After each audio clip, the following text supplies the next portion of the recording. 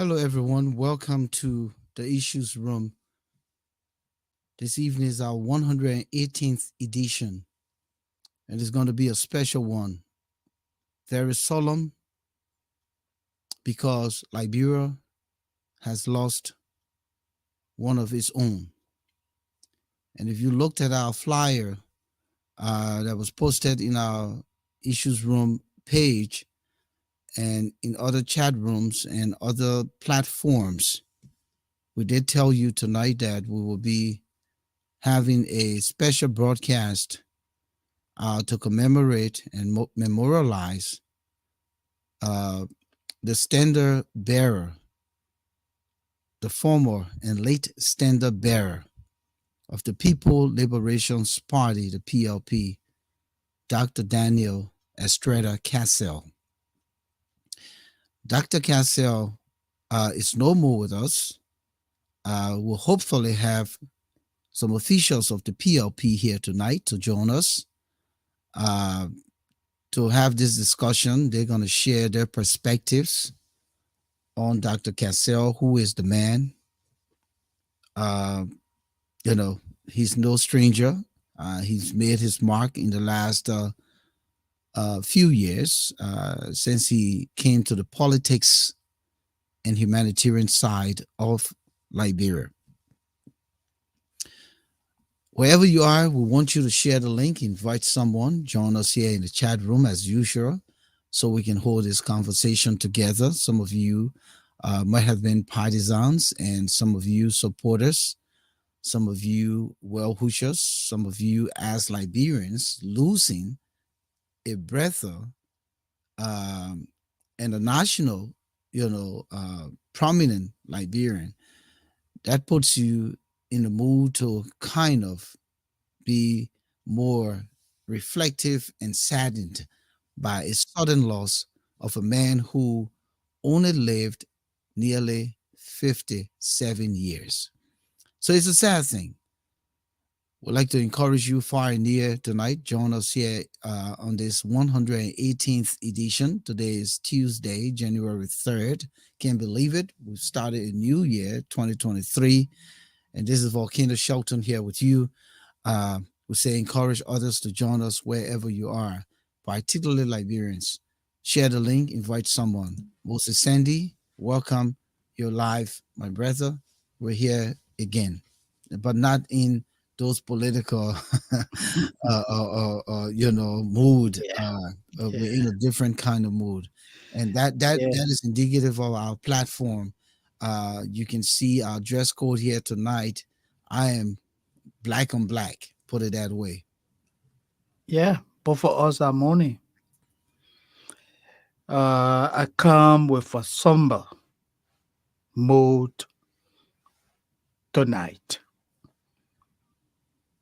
Like any Liberian come to memorialize a friend, a national leader, a politician, a presidential hopeful, a son of Volcano. We come to pay homage, to delve into the life of the late Daniel Cassell. We want to look at Daniel Cassell. Where did he come from? How he made it through? And why so soon? Right, Volcano? Why so soon? Absolutely, because here what it is, a lot of people are theorizing and giving their own opinion, all kinds of stuff, and I don't know what wrong with we Liberians in particular. Instead of looking for the facts and the actual cause of event, we want to speculate. We want to give and I use the word in a way that I want to say make it seem as though it is factual. Mhm.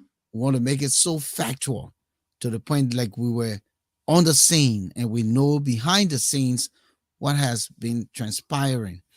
And it's unfortunate when we do that. But quickly, I'd like to say, Frederick, thank you so much, my brother, for joining us. My man, JS Romeo Nabil, it's good to have you back. Good to see you tonight. Yeah, so we hopefully gonna have from all indications we're gonna be having the the chair lady of the PLP USA chapter and the co-chair of the PLP USA chapter. I know you made effort to reach to the party officials on the grounds, and I believe you spoke with the National Secretary General. What happened there, Moses? Because we expect him to be here tonight. Are we going to see Mr. Daniel Gayou joining us here tonight for this program? Unfortunately, not. He's not going to be here. Oh, okay. Uh, Late this evening, he sent me a message via WhatsApp that unfortunately he won't be able to appear tonight. He was going to appear via telephone, but he got to me saying that he won't be able for an unexplained reason. Mm. But what I know of is today, according to Mr. Gayou, when we last talked, today the PLP leadership, meaning the People's Liberation Party, um,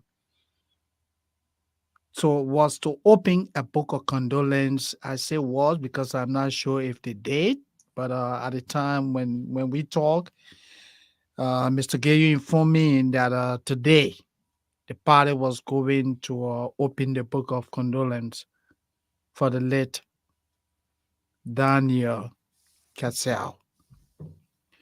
But before we delve into the show tonight, Volcano, quickly allow me to just tell our people in just few sentences that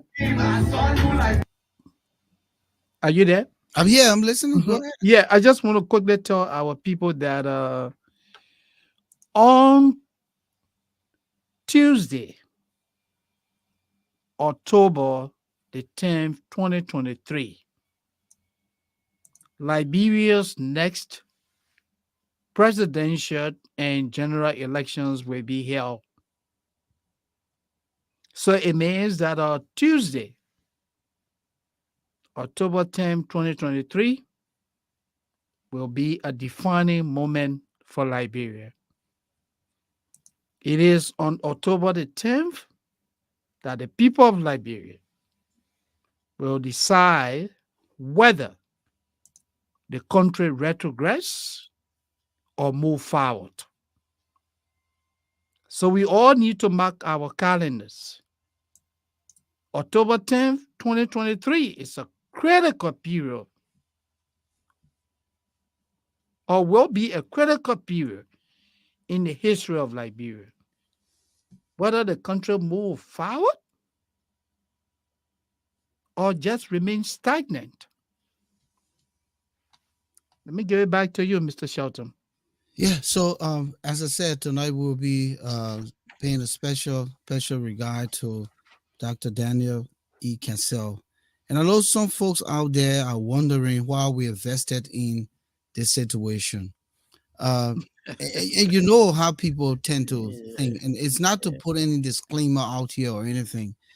Uh, we would do the same for Alexander Cummings. We would do the Anybody, same for Joseph Barker. We'll do the same for George Weah, who is our current president. president. We'll do the same for any national hero and son of the soil. So this is not about any particular person, but we think that apart from Dr. Cassell aspiring to the presidency, he did some good things for the people of Liberia, and we'll be discussing those things tonight because we have some of his officials will be joining us momentarily. But Moses, one of the things you wanted me to do Mhm. was to play something from Dr. Cassell, Yeah. where he uh, kind of told his story because Yes. he's the one who can better tell his His story. story. And a lot of people who are speculating about, oh, Dr. Cassell is a criminal, Dr. Cassell is a this, Dr. Cassell did this, Dr. Cassell did that. All of these people have no clue, they're just running on mere speculations. They act like they are the people who know everything.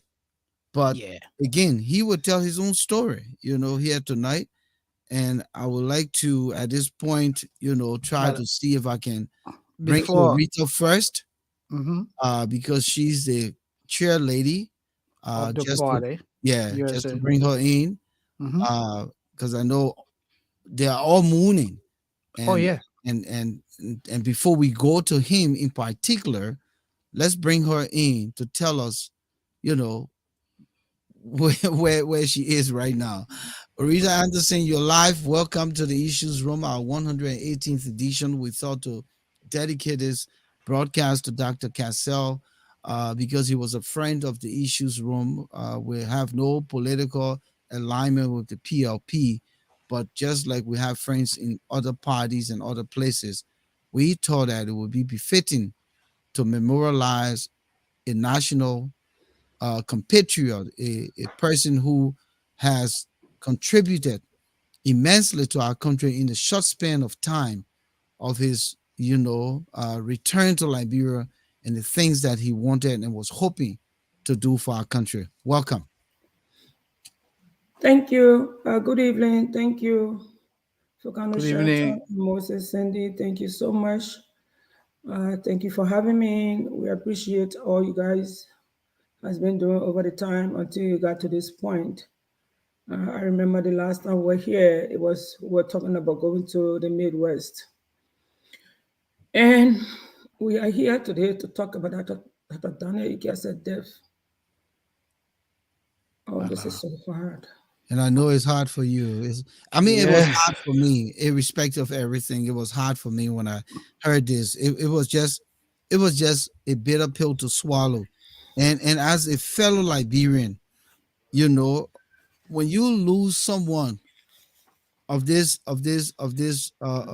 magnitude, someone who has so much, desire to help his people and has demonstrated in the short time, it magnifies the desire to want to feel bad about the circumstance. And just imagine his family, you know there's nothing you can do about it. Even if you an adversary, if even you don't like the man, but just think about the circumstances that this man died 56, almost 57 years old, because his birthday was to be January 8th. Imagine that. Very young. Yeah. And so let me just give our people who just joining us, or those who know little about the crisis we're talking about. Let's just let them know that Mr. Donald Cassell, standard bearer, vision bearer of the People's Liberation Party, died on Christmas Day. So that's a little over a week when he passed. He died in Poughkeepsie, Pennsylvania, according to his wife. They went out that day, like any family would do. They came back home. He went to exercise. After exercising, this guy used to like exercising. He always went to the gym, and he had a very, top notch gym in his house. He went to exercise. After exercising, he decided to use the restroom to wash his hand, according to his wife. And when he went in the bathroom, in less than 2 seconds, he fell off. Every attempt, according to her, to revive him failed. She called for emergency services. Emergency services show up after an hour. They also work extra hard to make sure that he got all the help that he needed. And finally, as we say, he gave up the ghost. He was pronounced dead in his house. The body was taken to a hospital. Um, the wife said before autopsy was performed, the assumption was that he died of heart attack, but autopsy was performed, and medical sources informed her that the cause of death was what? Natural. No, not. Don't use the word not Unknown. Yeah. unknown. Oh yeah, unknown. Mm. Yeah, the cause of Unknown. death. Yeah, the cause of death was unknown, and so Madam Chair, is also my understanding that funeral is set for the 14th, right, of this month. It has not been confirmed, not to my knowledge. Okay. I think I will about be giving. for now the funeral is being planned, and Yes, the that's gonna planning. be in Pennsylvania, right? So Yeah, the Volcano, funeral. I The just fu- wanted to bring the people to speak on that, and let me give it back to you, and we can start a discussion from there. Go ahead. You were saying something, Oretha. We're still waiting yeah, for your the comment. preparation is on the way. I was Mhm. there on Sunday, Okay. and I'm going there tomorrow morning. And I called the wife today because I came from work this morning and I couldn't sleep. And all I had to think about to cry about today was Dr. Cassell. Like I said, I know.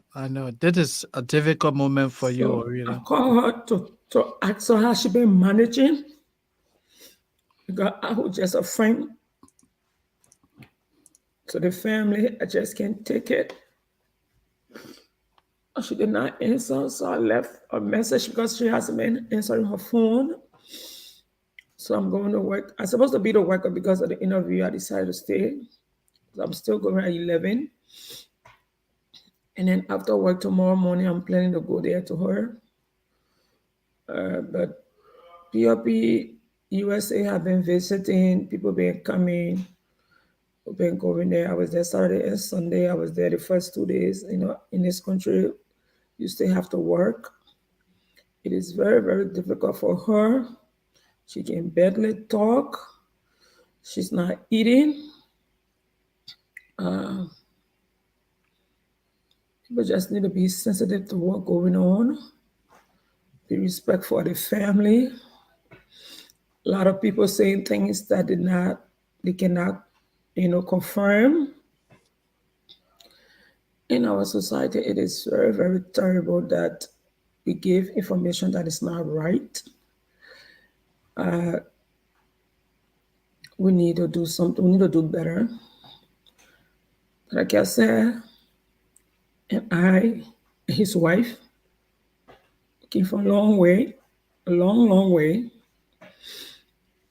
His graduation, we had a graduation party. Yeah, he's my brother. His wife is my sister. And his vision for Liberia, his vision and his mission was very good. It was good for the people of Liberia.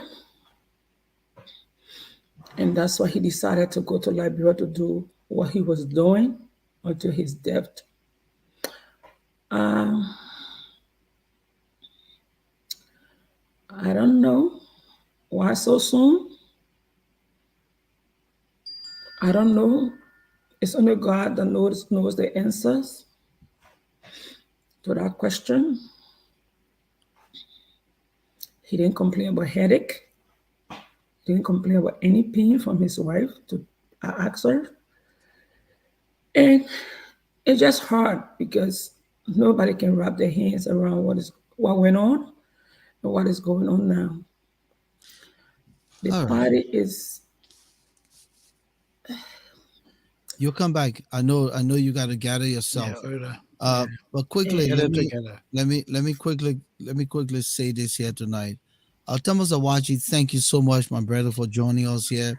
Ahmad Freeman, yes, you say I don't know uh, Dr. Cassell, but this is tough, and I definitely know that feeling. And I want to say, may his soul rest in peace and condolences to his family. And that's what any Liberian should say here tonight. And I'm hoping that a lot of people will join this conversation.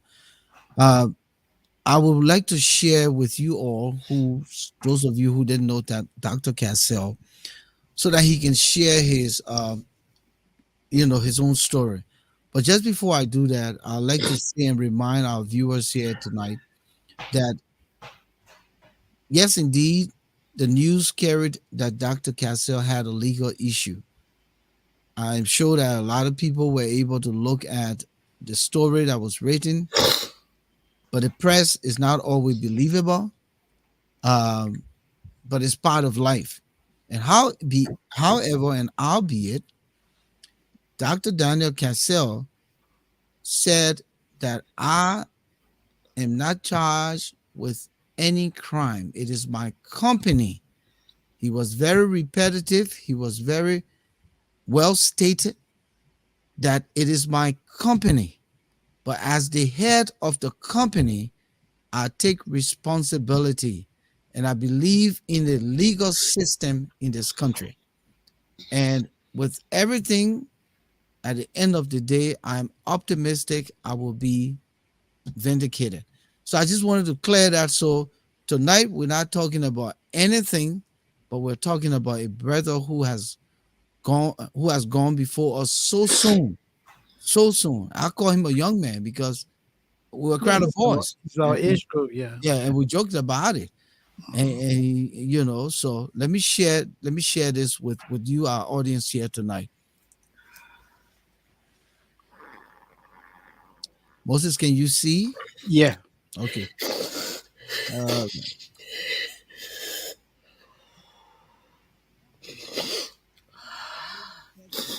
I'm uh, not hearing you. no, hold on. Exactly yourself in this format too. I would like to, Oh God. and I thank you for the question. Well, I would like to begin by saying that Dr. Cassell, if I answer your question in stating Oh God. that Cassell is a devoted Christian, first and foremost, one who loves the Lord. And second, Dr. Cassell is this Liberian citizen who has come from a humble and poor background and beginning, who lost his father at the age of 8, with five siblings and difficulties meeting day-to-day livelihood with our mother, who went through high school by the assistance of churches and other individuals through scholarships, and who was fortunate to leave Liberia at the onset of our civil war in 1990 through prayers by Web Abricos, who went to Abricos and was homeless and not knowing where the next meal was going to come from. But by his grace, his special grace of God, I was fortunate while his cousin, a fellow Liberian friend, to a seaport through contact that we made in the Ivory Coast, who was supposed to be traveling by way of ship, that the sailor was touched by God, and he told me to join my friend, and that's how he stowed away the both of us to France, and we spent 30 days and 30 nights on sea. When we arrived in France, he gave us $100 and said, "See you." So we had nowhere to go, and we knew no one. We only had whatever clothes we had on our backs, and it was in the middle of winter. Imagine an African child, an African person, young men that are coming from Africa and entering Europe, but first time in the middle of winter. It was very tough. Okay, so we were homeless, and so we started living in abandoned buildings, living in homeless shelters, and mingling with those who they consider ghetto folks. And over here, our society has turned zogos. Those were our friends, and those are my friends. And so that's how we were able to navigate through the system. But it was so difficult in France as I wanted to pursue my education following high school, and I was undocumented over there. So I decided to go to Holland. The same thing, Holland. Though I became somewhat documented, but the chances of going to a college and being supported, and also the language, barrier and navigating through a different culture, it was very troubling, and as an immigrant and all of that, so it was very difficult. So I prayed to God, and by His special grace again, I signed a covenant with God that if He made it possible to go to America, I want to go to school. And again, I was rejected so many times as I once was while in Liberia trying to, obtain visa because nobody knew my name, nobody wanted to associate with me, poor man's son, fatherless child, nobody wanted to make any contact or help. So I was able to travel to America clandestinely, not because I wanted to break the laws, but because I wanted a better means of life. So I got a visa to Nicaragua, South America, exited in Houston, Texas. And so when I got in Houston, Texas, I claimed asylum. But I later found out the hard way that I was rejected because they felt that Europe was a safe haven, even though nothing was working out for me. So as a result, I was undocumented in the United States for over 25 years. I didn't let that hold me down. I was able to obtain work. I worked two jobs at least at a time, sometimes two and a half jobs, and I paid my way through school. And through the grace of God, I was able to obtain two masters and a PhD. And I was also able to establish two companies, distinct companies in the mental health field that are today worth multi-million dollar each. And so then I met my wife, my beautiful wife, and God fearing woman. And it was through her that I got status in America. And the same year that I got status in America, it's the same year I decided to come back home. That was the time, the set time that God wanted me to come back home. So through it all, God was preparing me as someone who knows hard time and what hard time is. God was using that hard time to prepare me, to educate me, and to also give me the financial resources to come back home and to help my people. And since I came back home 6 years ago, that's all I've been doing, helping my people. Where I go, what I notice, where I see that help is needed, it's what I've been doing. So, in a nutshell, who Dr. Cassell is, Dr. Cassell is this son of the land, of this soil, who has gone through hard time and who raising has been raised up by God, from rags to riches, and who understand what hard time is, and has been sent back by God to give back in terms of elevating the lives of the Liberian people and helping to build our country. That's who Dr. Cassell is. Obadiah Johnson from Front Page, Africa. Just drill us a little bit through about your professional life or career. Well, I have been in.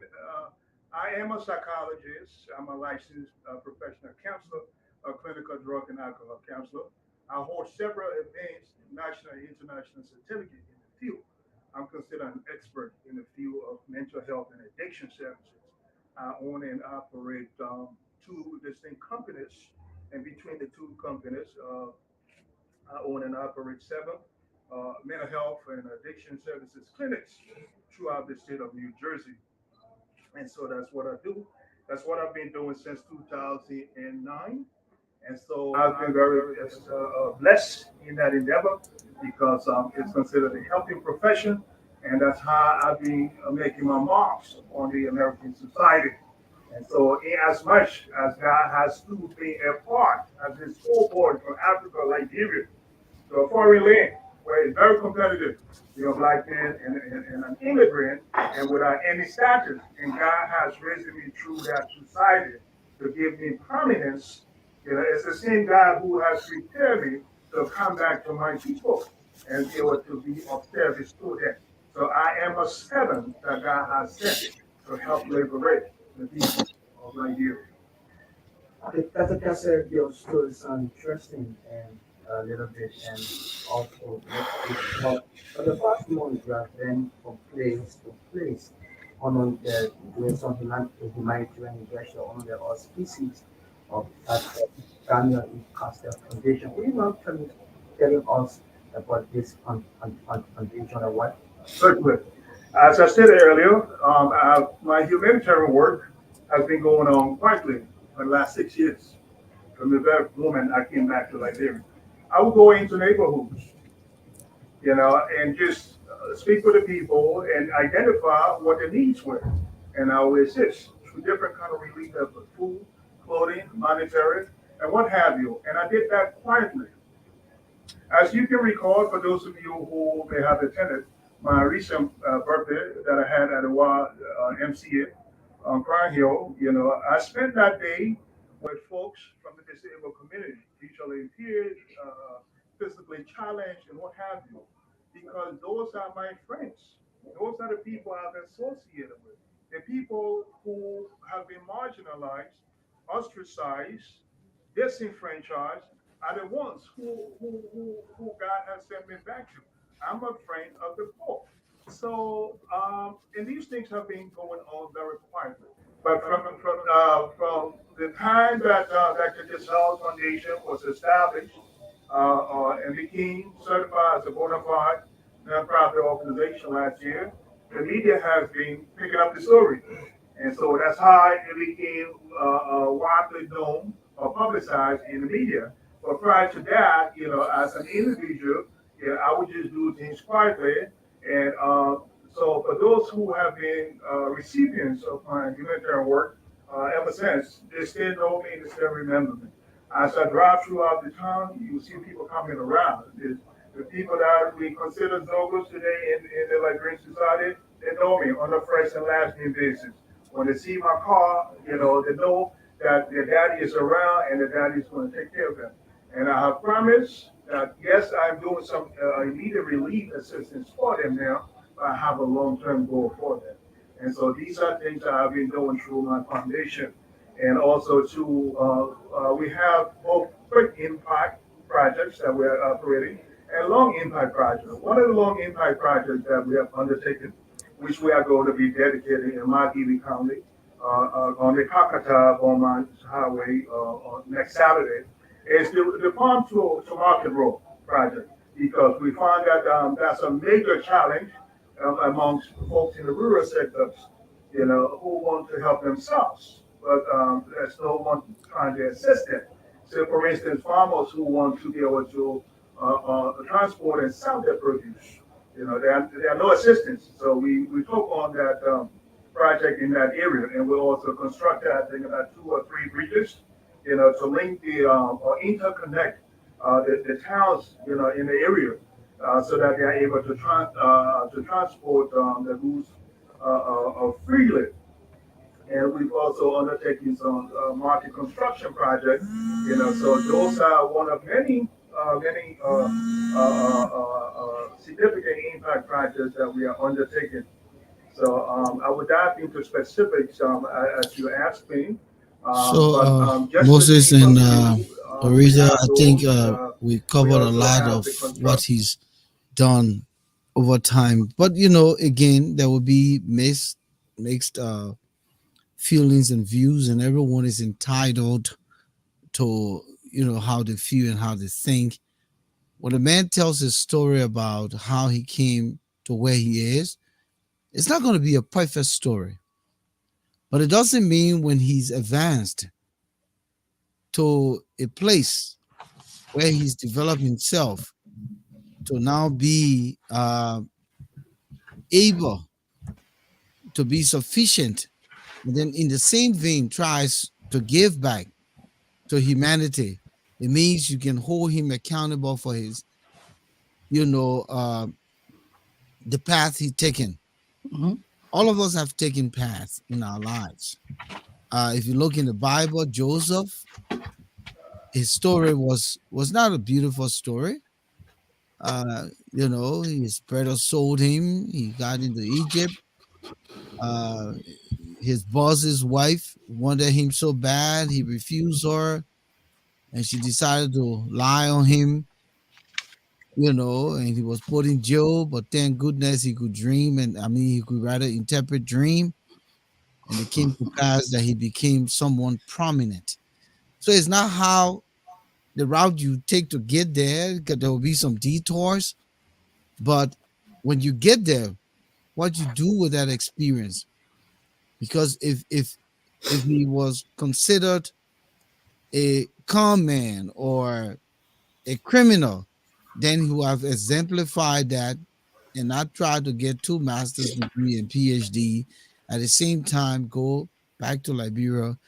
You can tell here that this brother's uh overall desire was to go back to Liberia, and as soon as he got his legal paper, he ran back, and he gave Okay. back more to Liberia than Liberia is giving him today.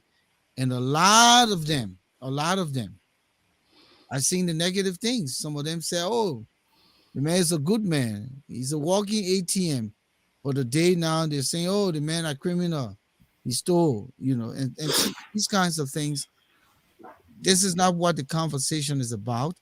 The conversation is about a brother who died too soon. Oretha, Yeah. and you heard him. He laid out his story. Uh, in fact, he didn't say the one where the rebel put a gun in his mouth. Yeah, almost killed him. Yeah, Yeah. Her mom told me that the other day yeah. on Sunday. And she called the general knee. He Yeah. said, "Go ahead." The knee is Yeah. Yeah. major. She said that's the time Maybe that she thought. he Dr. Cassell, they're throwing with you right now. Yeah. She said that's the time she Tell thought you. that they were going to be the end of him, but God gave him long life to reach to this day. So it's difficult, but God knows why. And like I said, was a very good to me. If you didn't meet him, And that's what I was about to ask you. Tell us about your own experience with Dr. Cassell as the chair lady of the PLP USA chapter. our friends were Benu long before she met Dr. Cassell. And then it just went on from there. So before our PLP, I used to go to the house, spend time there, and all of that. They would visit me, and I normally do her hair. So, he crack jokes a lot, play around. Sometimes we go to the house on holidays, spend some time there with them. The kids would come, when they had a little girl, and then the baby came during the COVID time. So we had some good time. But the thing about Benu, she don't like to take pictures. So sometimes all of us will go, we always stay in the basement. The basement we're talking about today, we all be in that basement with dance and, and all of that. And then he decided that he was going to Liberia. And when I was in Liberia, I was calling every day, because I was kind of concerned about the case. Because Adina was in school, but then they had to, she has to go to Liberia to be online. And he had little Daniel in his hand all the time. And that's why the Liberian people need to look at. This is a man who explained his story. He decided to give back to Liberia, took his young babies, to Liberia. I know some people here who says that, oh, we cannot take our kids to Liberia. Liberia is not safe and all of that. That Cassell took his family to Liberia. And when he put himself down to the Liberian people to fight for them, and as you said earlier, if you hear some of the things that he's saying, you'll just be sick in the stomach. But it's okay. Everybody don't have to say good things about you. That what like most Liberians are good for, to say negative things, things that they cannot prove. But it's okay. That like I said, he was my brother, and we talk more when we got into politics. It's because of him I got into politics. I'm sitting here today. He was a good man, very humble. Take his time to talk. And when you're around him, he make you feel good. He talk to you. He would crack jokes, and you know, um, his wife is a quiet one, but don't talk. So you always keep the fire burning when we're around him. And I don't know, it's so difficult to like today. I was lying in bed and I was just thinking when we're in Minnesota. We went to Fargo. I were appreciating all that we did, and then talking to him, all the signs that he would be making. He has a funny when he talk, all the kind of thing. I was just thinking about it, and I just couldn't sleep. I was just crying all day today, and I guess he's in a better place. Thank you. Those, And, and, those I don't, those that don't know him, they get to see him, but only talk to him. They know when they talk to him how they felt and those lives that he touched. Even here in Liberia, they know what it is. Good people don't live long, as we can see in the Liberian community. And some that's the type of thing I said, maybe, I don't know, you are not going to Liberia for high office, maybe my brother will be here today. I don't know. I'm just thinking, I'm just hurt. I'm so hurt that I don't know. His memories will live on. let me just say this, so Well, folks here, Moses, you're coming. yeah. Hold on one second, please. It's 7:45. We want to go to intermission. Quickly, we want to remind you that at this time we're having a memorial service, put it that way, a memorial broadcast for Dr. Daniel E. Cassell, the late standard bearer of the People Liberations Party, the PLP. And in fact, he lost his life of a known source or known cause, as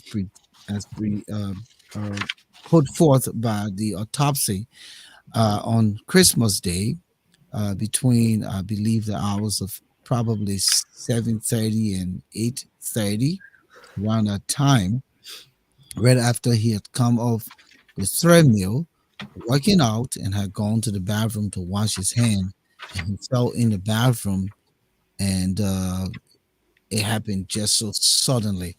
That's what we call a sudden death. And we want to remind you that we'll be opening the line at 8 o'clock. 404-272-2808 is the number to call. This is about a falling brother, a falling Liberian, a citizen who has made a tremendous mark on the lives of the people in so short of time.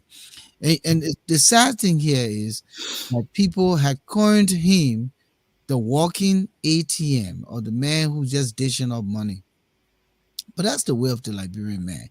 That's why I say, my man, when I get my money, I will not go give it to the Liberian people, because they will talk bad about you. Whether you do good for them, they will talk bad about you. But this is just a joke. So if you just join us, I'm Yeah.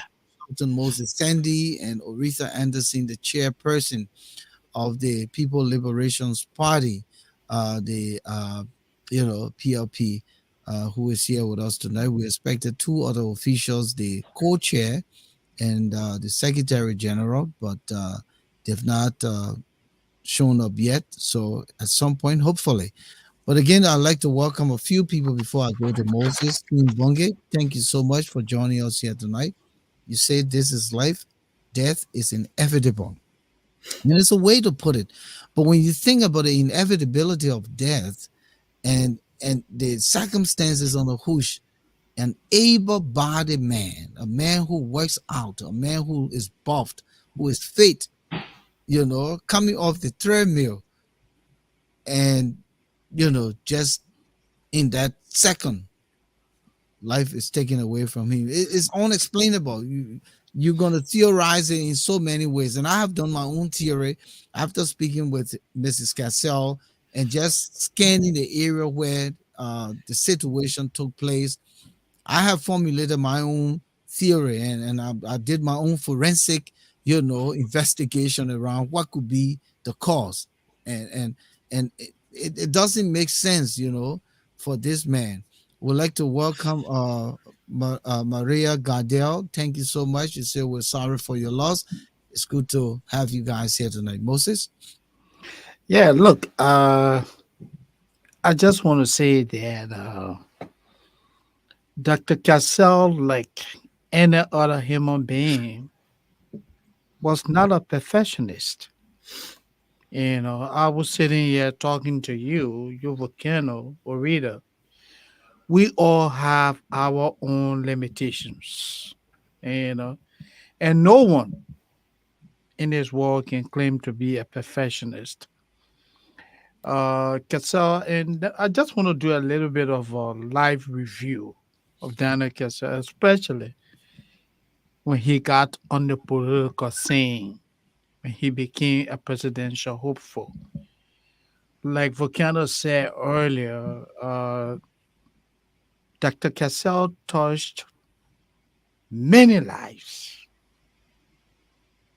As I speak to you right now, some of the bosses, the liberation transportation that he set up, the purpose of that was to reduce transportation fare for the poor.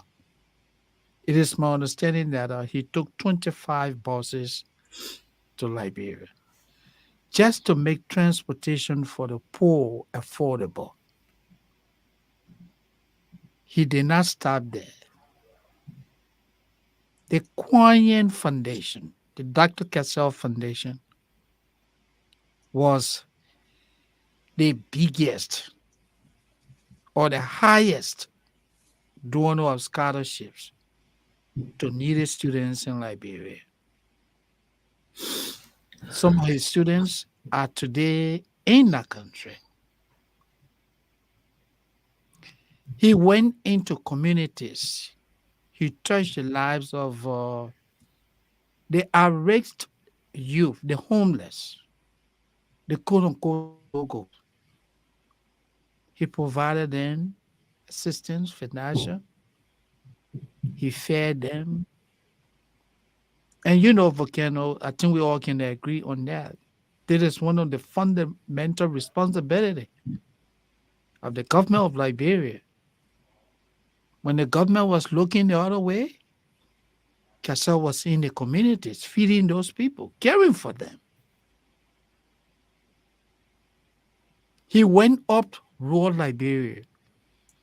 I know you remember the trip he made to Cape Man. When the government could not pay local, officials, Cassell stepped up to the place. You heard him say, whenever the people saw him, they said, Daddy is coming. Cassell in And the Moses, latter part quickly, of quickly, quickly, quickly. yeah, Let me just say to mhm, PLP, yeah, PLP folks, this is your moment. Don't sit behind the scene. Those of you here in the US, this is the opportunity for you to call in or to come in in the chat room here and throw your 2 cents about this man. If there was for any reason he touched you, and there was for any reason that you supported his political ambition and joining his political party is because you were convinced. So this is the moment for you to identify. Don't sit behind the scene. Don't do that Liberian thing here. Don't hide yourself. We know that PLP, irrespective of Dr. Cassell's demise, will continue. And this movement is dedicated to memorializing him. I feel so horrible doing this. Horrible, Moses, because in a short time we interacted with Dr. Cassell, not because of anything, but because of the professional relationship we forged in terms of, our relationship with politicians, We brought Darius DeLong, we brought Yombly Kanga, we brought Congrats, Joseph Waka, we've Mr. brought Walker, yeah. Tier One Gonglo. Uh, Mm-hmm. we've talked to major politicians, and he's of no exception. And, No. again, we repeat that if it happens to any of those folks, and we reach out to them, and in fact, we didn't do this broadcast without getting the blessing from his wife, Yeah, we because have it's to. not in our purview and power to just jump here and do something. We had to seek the permission and authorization from his wife to do this, because we felt that this man died so young and the impact he would have made. So we want to encourage PLP people to be here tonight. Come in, chime in, share your moments with the audience, the world, to talk about your standard bearer. And I thought to throw that in because this is the moment. Yeah, Can I come and in? You want to yeah, quickly quick, say yeah, something? quick. Okay, go ahead. I will come in and clarify some. You said something, Volcano, and that's something that I heard before about Dr. Cassell being a walking ATM. If you came across Dr. Cassell, he will look at you. You don't have to ask him for anything. He will give you anything. Even if it's his last in his pocket, he will give it to you. God bless him so much that he was not holding back to helping anybody that he came across, whether he knew you or not. So, uh, and that was his nature. And I think uh, Liberians that are talking, they miss a good person. We Liberians miss a good person. Whether he had won the presidency or not, he was still going to do what he wanted to do for Liberians. And he was, by the grace of God, he had lived to be the president of Liberia come 2023, 24, 25, and 6 years after. The Liberians were going to see a better Liberia compared to what we had or what we have now. So if you didn't know him, you didn't meet him, fine. I will hear, sitting here, some of the things that Cassell and his wife did for me. If I start to explain, I will not explain. I will not finish explaining. Yeah, that People your that he father never knew is, from you know, anywhere. yeah, that So your we here today to celebrate his life. Mhm. And I bless God for knowing him. And I know he's in a better place. It's just so sad that he went too early, and the little kids, the babies, when you look at him, they don't even know what's going on. Uh, People coming to the house, just see people coming, they don't know why the people there. Like the daughter told me the other day, enter Oretha, oh, Dada Cassell died. She don't call her dad Dada Cassell. She didn't even know what she's talking about. That broke me. So I will leave it up to the audience. Let them come in. Those that want to say stuff about him, let them go ahead and do it. But we miss a good man. We miss a very good human being. It's just the fact that you mentioned the little Yeah, daughter. The wife told us when we visited that she just stays upstairs and cry at night, and Yeah, then she texts her father's phone, yeah, hoping that he will reply. yeah, That's all she does, because the very day that he died, they had gone to buy the phone yeah, for the daughter. yeah, And when they activated the phone, she was excited, 8-year-old with her new phone, and only for her father to die in an hour or two after working out.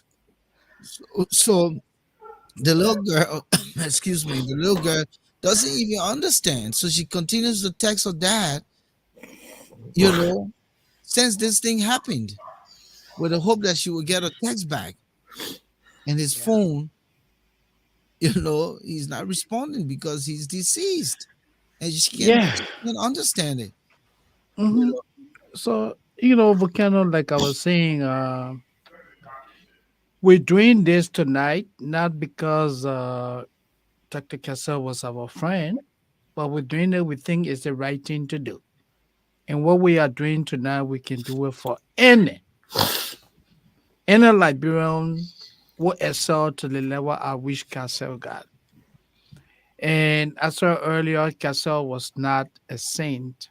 And it's an open secret that before he died, his company was dealing with a legal matter as a result of reported, overbilling, reported fraud and whatever.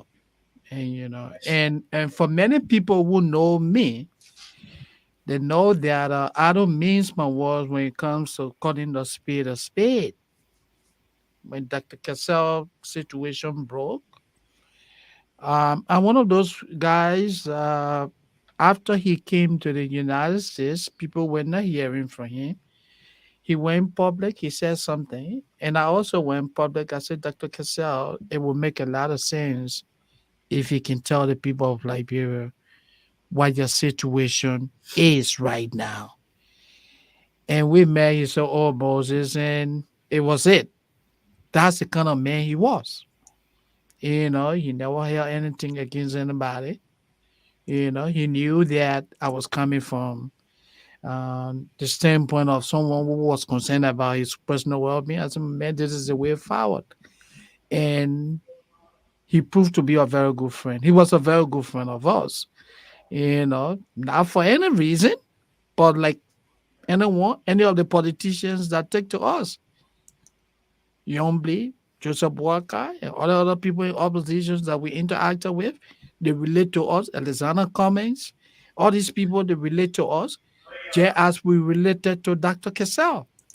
And so we felt that it is necessary for Kano. We say, hey, let's seek Benu's approval to do this. Because not everything about Dr. Cassell is evil, as people are portraying him to be. If this man was such an evil man, he would not have sacrificed thousands of dollars. He's not thousand. The man spent millions. He said thousand. You Yeah, think millions of dollars talking catering to the, thousand? you Yeah. know, catering to people that were in need of what? Health. Man went to JFK. You remember Volcano? When he narrated that story? A lady gave birth at JFK. They have this I remember system. that. If you cannot afford to pay your bill, I remember they that. literally hold you hostage. I remember that. Somebody reached out to him. He went to JFK and he saw several women that are giving birth that were being held hostage. What did he do? He paid everybody's bill. And you have a government in the country that looks the other way. And people want everything we should say about Cassell is evil, is evil, is evil, is evil. We need to look back. Cassell was not a saint. I want to reiterate. He did touch human lives. But in the Touch first place, human lives. if you want to call a spade, Cassell Yeah. did not do what politicians are doing in Liberia, pillaging the No. country's economy, taking the country's money away, and leaving the Mm. people suffering and dying. You want to call Cassell a Robin Hood in the context of what he's done? They call You him a know, Robin Hood, right? you Because he went Yeah. back to know, Liberia and gave to the people who needed it most. But Steve Bunge is asking here tonight whether he had underlying conditions and could have been cardiac arrest. Well, that was one of the things that we speculated as a result of There how was he not died. failure. Yeah. But then the autopsy says of unknown cause. So usually in the medical field, when something is of unknown cause, then I think the connotation is that it's natural. Natural, Person may yeah. have died from natural, Cause. circumstance. So let me quickly bring in Bishop Elmos Heagar, who is the co-chair. I know you were having probably technical issues, but you're finally here with us tonight. Just around the time we're about to open the line, so we'll push it to 8:15. But we've covered a lot of grounds. Hopefully you were listening. What I would like to quickly ask you is to just do a summary of your relationship to Dr. Cassell and the political party, the PLP, and how you feel right now, meaning the chapter here in the US, what's happening, having lost a young, and I use the word young, a young standard bearer. Well, thank you very much.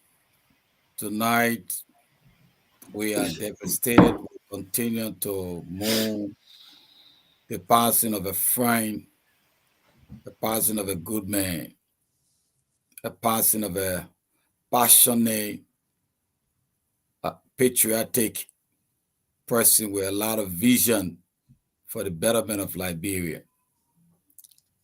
I came to know my friend Cassell when I came to the States in 2012. We met and interacted at Victory Harvest. He was at that time a full active member of that church. And my wife, being close to Bedouin, introduced me. And just within that time, just meeting me, the way he greeted me, the way he responded to me.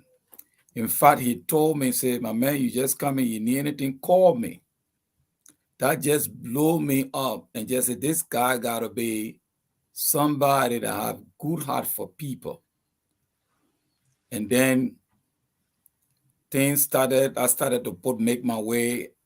We used to be in contact once sometime, but when I heard that he was interested in running for office and knowing the kind of positive impact he was making in the state with his businesses, one of those that met him in my office. And as a man of God, I said, tell me, Dr. Cassell, why are you doing this? With all that you have gained in America, you are comfortable here. You don't need to put yourself like in a lion's den. I told him about the unpredictableness of the Liberian political landscape, that our people are very complicated people.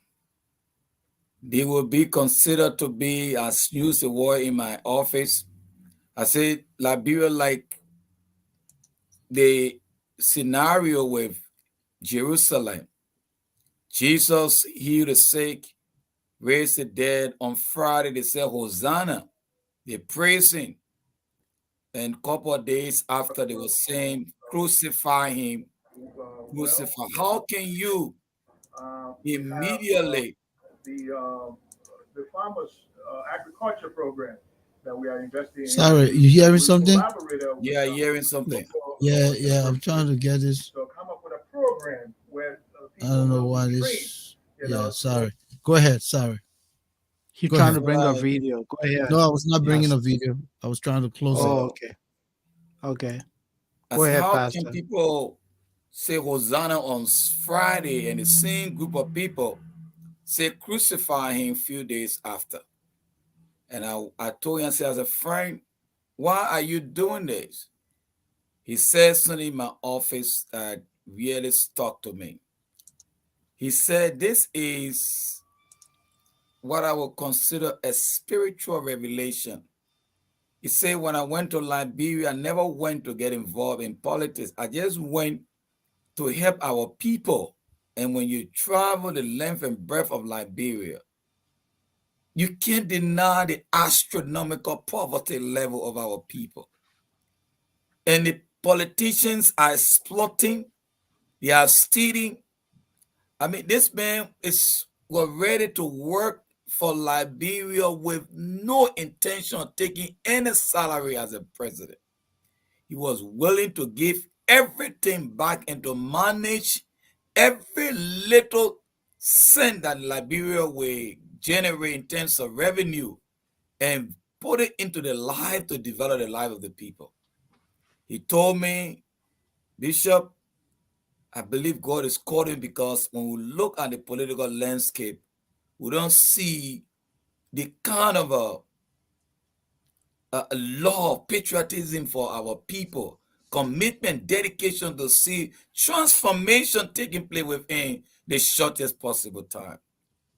And I tell him, I warn him, I said, I want to let you know because I have some ideas about Liberian politics. Expect a lot of deception, a lot of people abusing your goodwill. But I want to tell you, if God tell you, I am ready to support you in any way possible. So that was the reason why I came on board and say, whatever I can do to expand this message of someone who I never seen anybody in my living memory who really, really love Liberia, who ready to do anything for Liberia.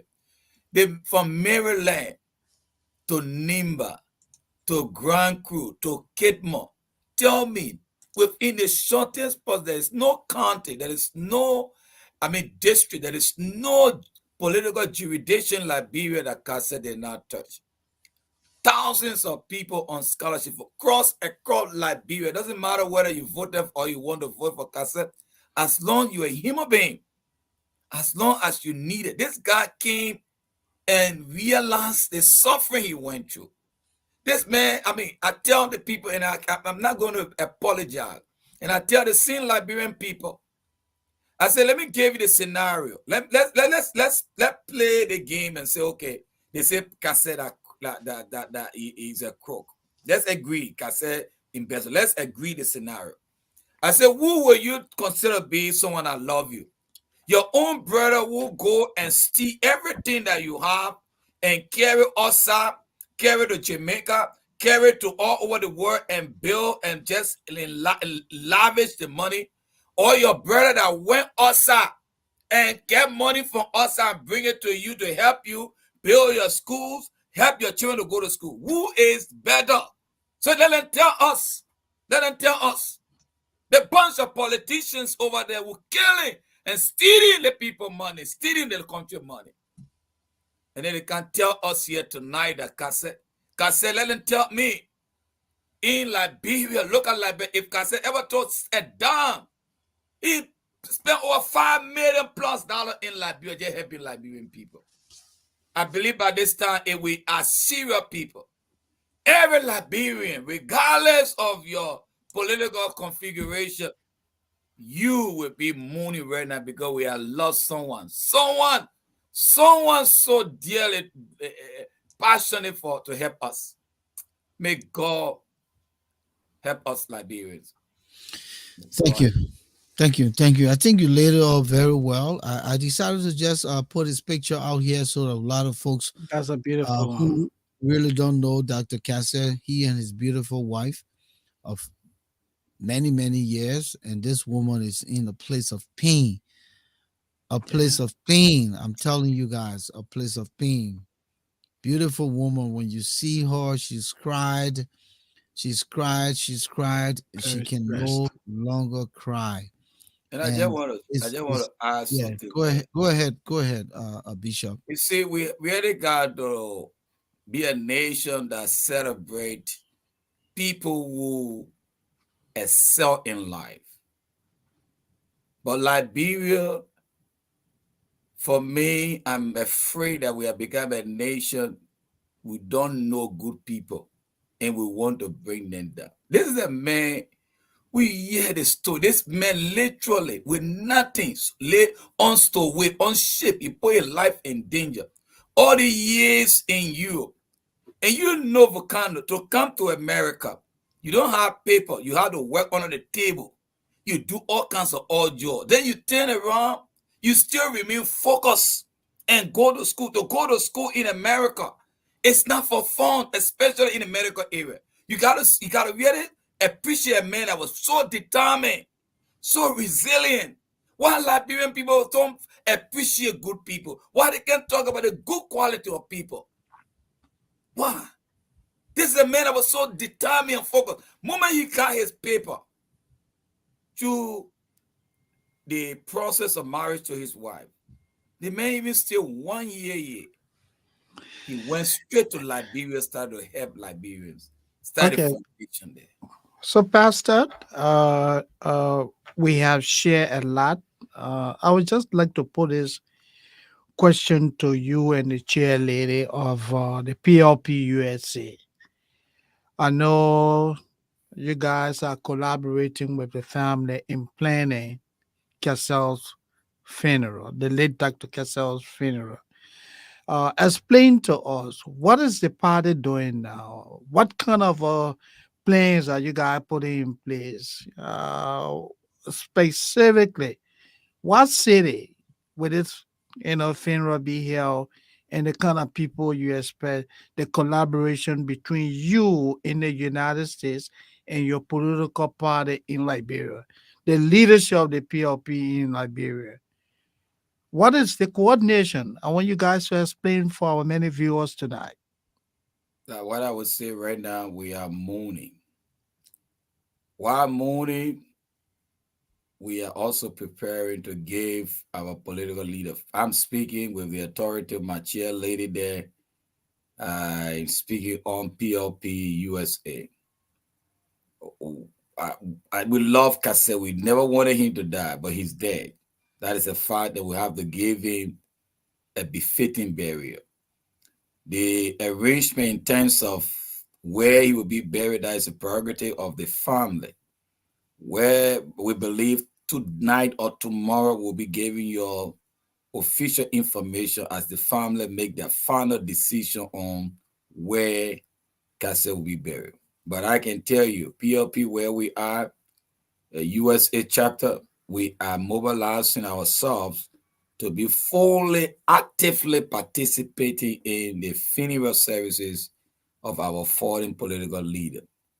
The detail will be transmitted to you people very soon. Now, when you talked about what is our relationship of the collaboration with the Moravia, we want to believe that Moravia is still in shock. You know how our political institutions are. Cassell is a visionary and he is the one that carry the vision. So many people who are in the party may not have the same level of passion or vision for that Cassell has. So with his going, there are a lot of negotiation, a lot of things that have to put in place.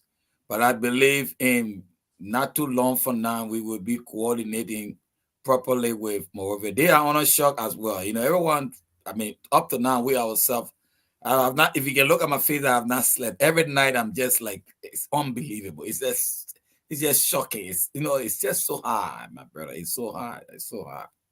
But we'll get over this. We'll get over this. God will help us. Yeah. All right, let me quickly remind our viewers here, we're going to open the line now. Those of you who want to join us here in this conversation, again, and I like how River says put it, it's not a political show here tonight. It has to do with, you're trying to take a break. Okay, you'll come back. Yes. Okay. It's a political, it's not, it's a non-political show here tonight.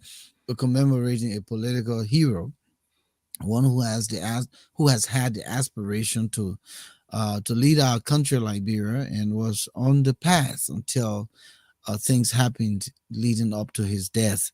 So the line is open 404-272-2808. 404-272-2808. We encourage you, the partisans, the supporters, the well-wishers, the sympathizers, to call here.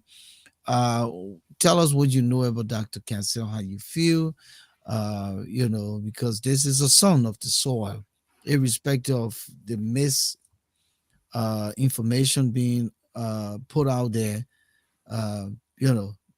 When a man is gone, you can't do no more damage. Yeah.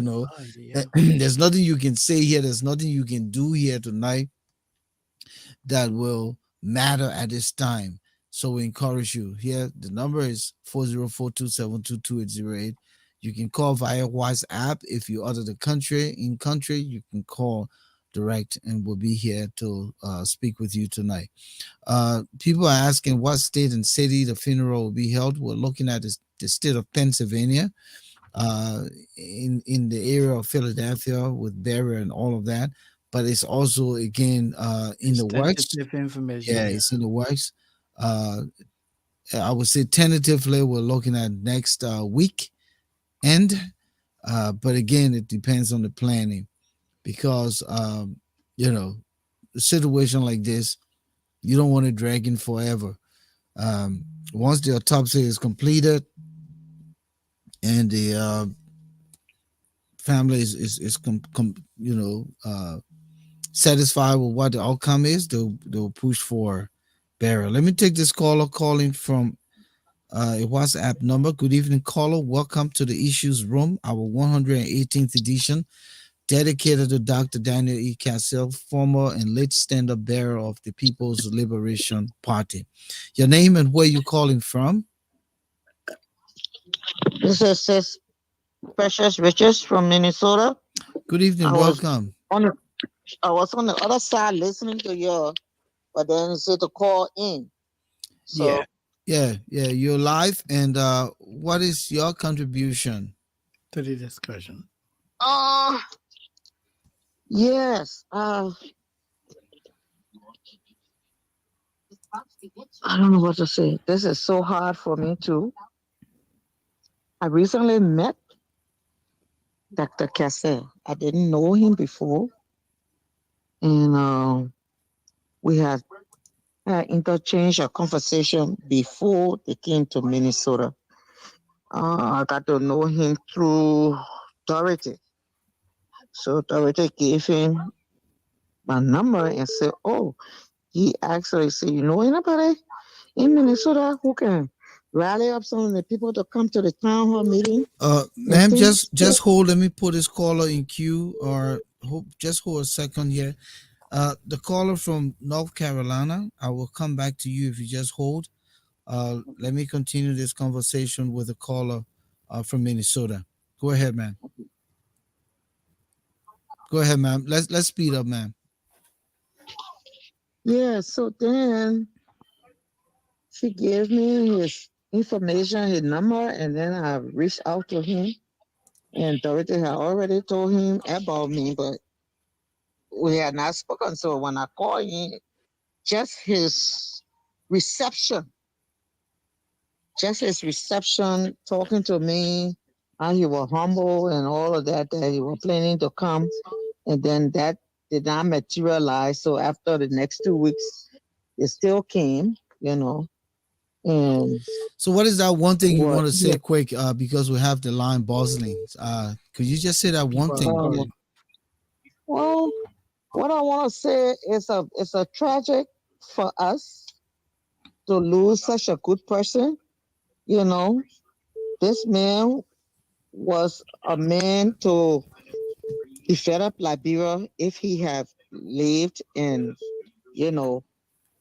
become president. All right. Thank you. He had the country at heart. Don't cut me off, my brother. Wait. Man, Yeah, we got other people on the line. Yeah, let's do this quick. I understand how you feel. That's what I'm saying. Just hit the point. Yeah, but I just want to express my sympathy to the family, to the PLP members, because all of us are grieving, all of us are grieving. It hurts, but God knows best. Thank you. But he was a hero. He was a hero. And I want us to emulate his dreams that he left behind for somebody else to carry it forward. Thank you. The caller from North Carolina, 3955, you're live. Hello? Yeah, can we do this quick? Too many callers. Hello? Yes, you're live.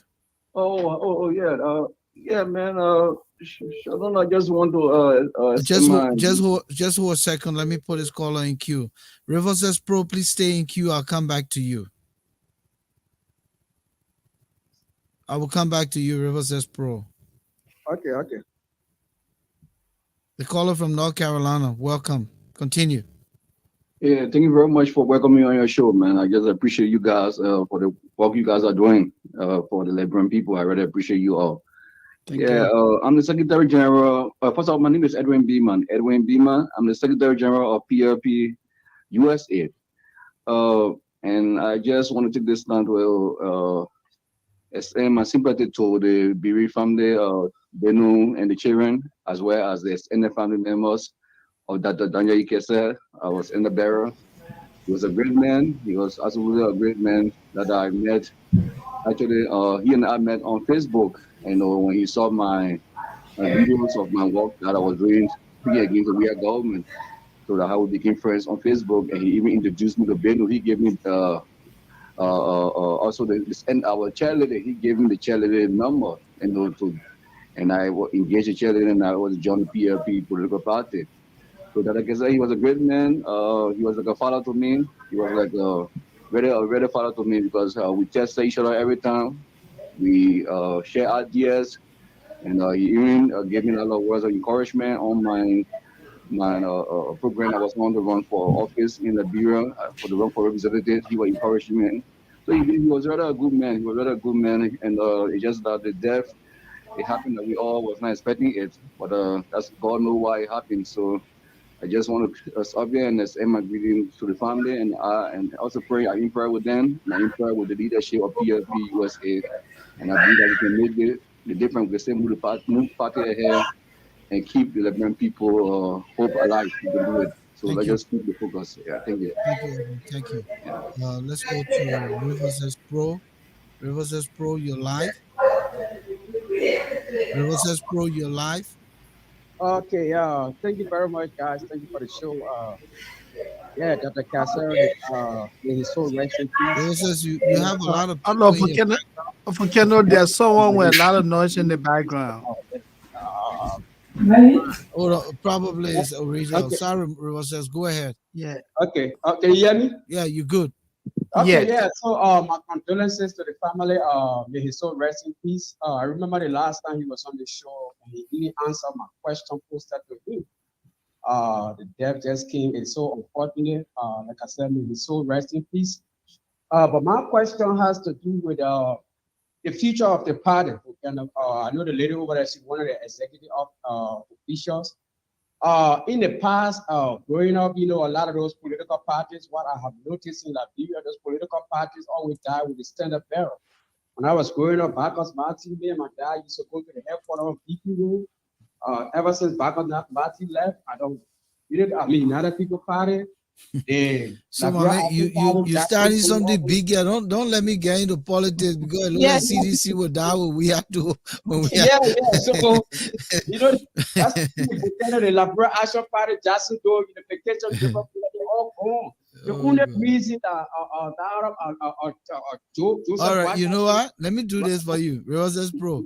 When I yeah. answer this question tonight, we'll come back with another show with the PLP executives and we'll Okay. tell you where the party going. Because if you start at it, then we'll take the Okay. memorialization of this solemn broadcast into Okay. politics. And you, the Okay. same man, said no politics here tonight. So I'll let you Okay. go. Let me go to the next caller. Let Okay. me tell Okay. the caller. Caller from Pennsylvania 8784. Welcome to the Issues Room. You're live. We're commemorating the death of Dr. Cassell, just discussing the man, his life, his contribution to humanity, his aspirations, and also wishing his family well during these hours of bereavement. What is your name and welcome to the show? I am Barbara Alade. Thank you. Thanks for having me. Welcome. You got a few minutes. Let's do this quick. Well, I'm so broken. I don't even know what to say, but may his soul rest in peace and all condolences from the bottom of my heart to his wife.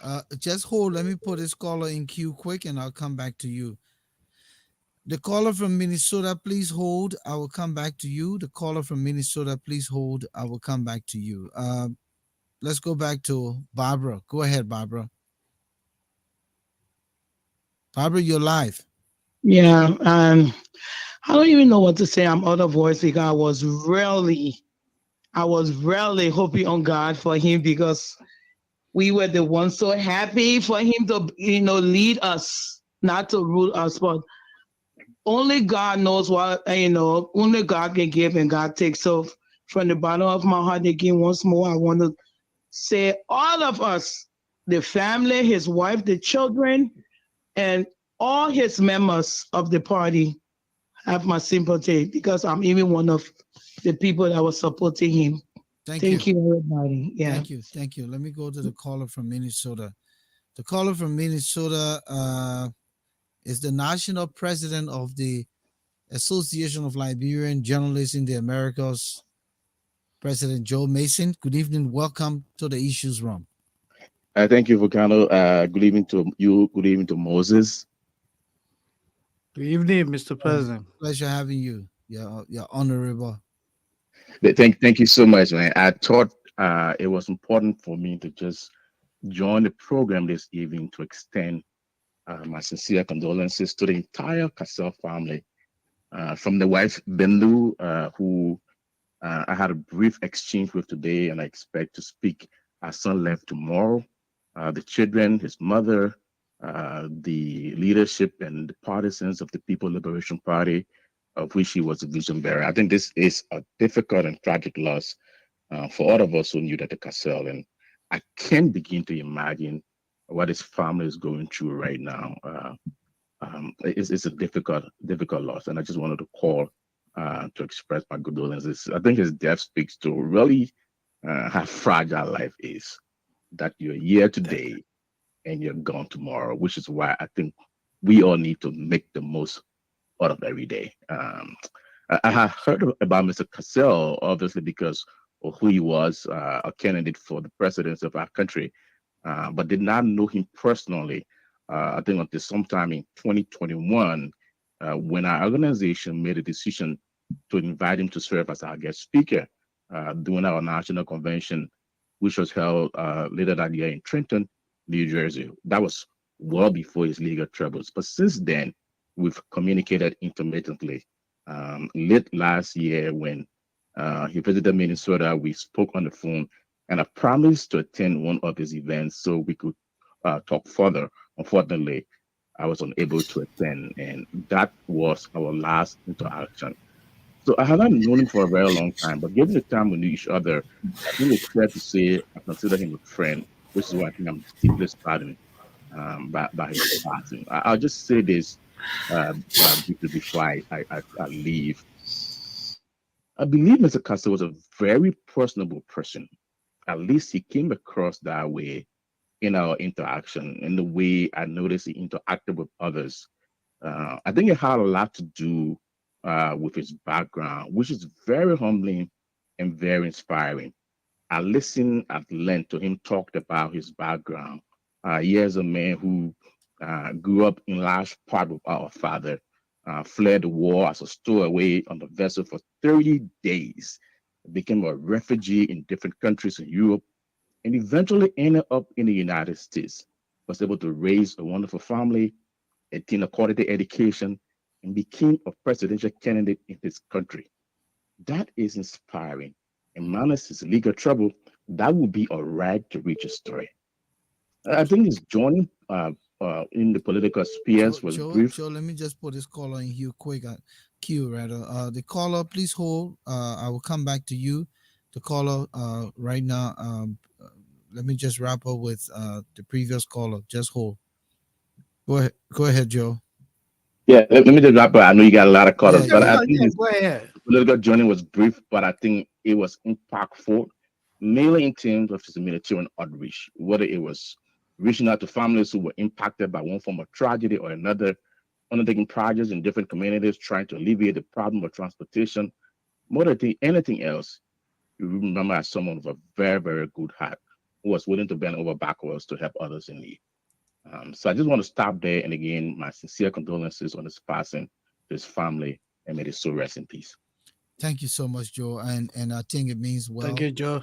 It means a lot to the family. It means a lot to the party coming from you and Alja. I know you're speaking your capacity, but just your title and the organization you represent means a lot. And like you said, Dr. Cassell was a personable person, and in the short span of time that we've interacted with him, we're drawn to his love for humanity, and that was what was striking in everything Indeed. you've said. Thank you so much. We appreciate Thank your you. time. Thank you, guys. Thanks for the program. Thank you. Sure. Let's go to the next caller here quick. The caller is in queue. Good evening. Your name? My name is Manju Fumbler. Oh, Fumbo, welcome, man. Thank you, brother. I know it got to be hard for you too. More than hard. Very, very hard. But you know you cannot question God. Well, he just took a very good man from us.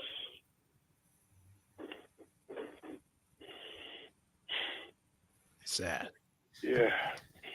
First time I ever met Dr. Cassell was at his house. I went there. My wife, Oretha Glasgow, and I went there together. She took me there actually because she was friends with Beno even before getting to know them. So when I got there, I think it was on his birthday. So Oretha introduced me to him, and he looked at me for a while. He said, "Okay, man, you look like a good guy. I think you can be my friend." I said, "No problem, Dad." And from there on, we became friends, talking like almost every day, talking to one another. It came a point, he asked me, he said, "My man, but the party is going on, you're a member, you don't want any position." I said, "Dad, I don't join party just because I want position. I'm okay to where I am. When you need help, when the party need help, I will come in, but I'm in this to my neck for you. I'm in this for you. You are a friend and brother to me. So forget about me having position in the party. I am a bona fide member of the party. That is enough. And you and I talk every day. I mean, it's more than it's more than having a position in the party." So that's how we've been until when I got his news on Sunday. And by his death, I had just come from the hospital. I was hospitalized 4 days for my high blood pressure. My pressure went so high. So what I did, I just had to run home, drank a glass of water, and went to bed because I couldn't stand it. I really couldn't understand myself up to now. We were close friends. We were brothers. And you know the interesting thing here of Fumbo, Doc was so young that we all can say we're a crowd of boys and we're brothers. It's not like someone in his late 70s and 80s. This is a relevant individual. The man works out like to say that breakfast, tea, and what do you call it? Breakfast, lunch, and dinner. Volcano, he was very down to earth. Yeah. I took that to John Posa. He did not hesitate. He even played a game for Posa. Yeah. Okay. Yeah. He did not hesitate. He went, he paid his membership fee down. I mean, he was just down to earth to every mankind, regardless of where you're from. Once you met that, he's open to you. That's who he was until the Lord called him. May his soul rest in peace. Thank you. Volcano. Thank you, Fumbo. Quickly, I would like to say this as we continue the conversation. We don't have any caller in queue, but someone said something here very important, and I will repost it. Flomo Livingstone says here that Liberia, he meant to say, has lost one of its brightest minds. Imagine this man's background and the voluminous issues we have with our mental health system in the country, Moses. Oh, yeah. He mentioned that his concern was with the youth, the dejected in the society, because while in France, those were the people he had to assimilate with to be able to hustle his way while over there. So he understood the plight, and it boils down to say that this man alone, the knowledge he had, the experience, the expertise, why they put in $30,000 in the budget for mental health. He could have probably done more around this, knowing that it is an existential issue and it has the probability to expand and degenerate our country from peace to the lack of rule of law that we're experiencing to a situation of anarchy. And we've really lost a brain. We've really lost an expert, irrespective of what people are saying. I had the opportunity to visit Dr. Cassell's clinic, one of his clinics in Phillipsburg, New Jersey. State of the art facility. And I went in there and I was mesmerized by just the treatment room. I mean, the setting alone. When you walk in, you come outside, no more mental health, my brother. You understand me? Just the setting. All the stress gone. Yeah, everything gone. Because he understood it. He was trained. he was groomed, and he was ready to give back to humanity. So I just thought to say this. This was a powerful brain that we lost. Doc, not Doc, or Bishop, let me let you add your voice. You said it better, Volcano. This Dr. Cassell. I mean, this is a man that understood what to do with the downtrodden of our country. He had a plan. He said in the first 100 days in office, all these guys that society have rejected. I mean, the plan is so precise that it will transform this guy from being a threat to our nation into a huge productive machinery for the country. This is a man, I don't know, but today, all the downtrodden, all the Zogo, they are lost a Messiah. They are lost somebody that understand that plight, understand what it means. If you go to Liberia, for kind of, don't you see everybody seem to be traumatized? There was no, nothing was done to rehabilitate people. Those who lost their family members, those who lost their children, those who lost everything. The government, nobody's doing anything about those people. It is only by the grace of God. And Dr. Cassell understood exactly what needed to be done to rehabilitate people and bring hope to them. It's just so unfortunate that we lost somebody so dear that understood how to help Liberia. But may God help us. May God help us. Moses?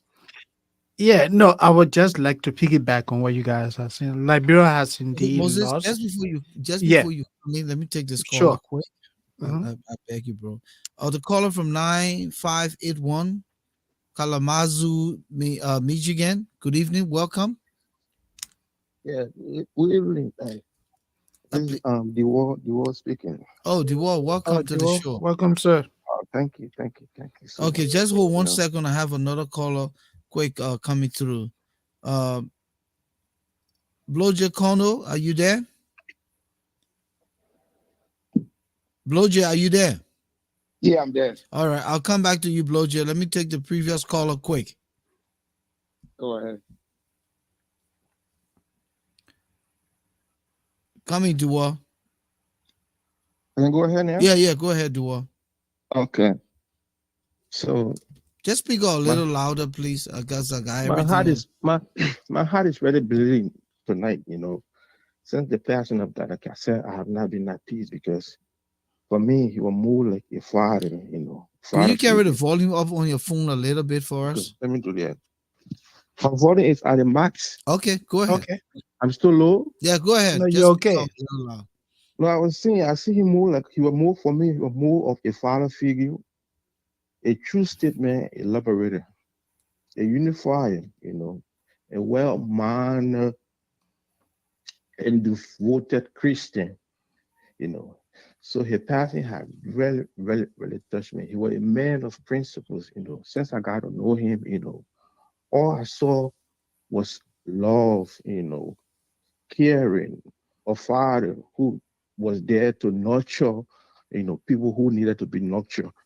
So I was touched by his death, and it had really traumatized me. I am really devastated. And at this time, I just want us to all remember the family in our prayer because they need our prayer the most, because it is really hard on them. There is this time that we got to just put our hand around them and keep them in our prayer. Thank you. So, like I said, I'm out of words now. I can't say much, but I just hope that we can keep the family in our prayer and hope that God see them through in this time of their bereavement. Thank you. Let me go to the next caller. From Minnesota, Bloja Kono. Yes. Good evening. Welcome. Yes, I want to say thank you to you guys for another broadcast.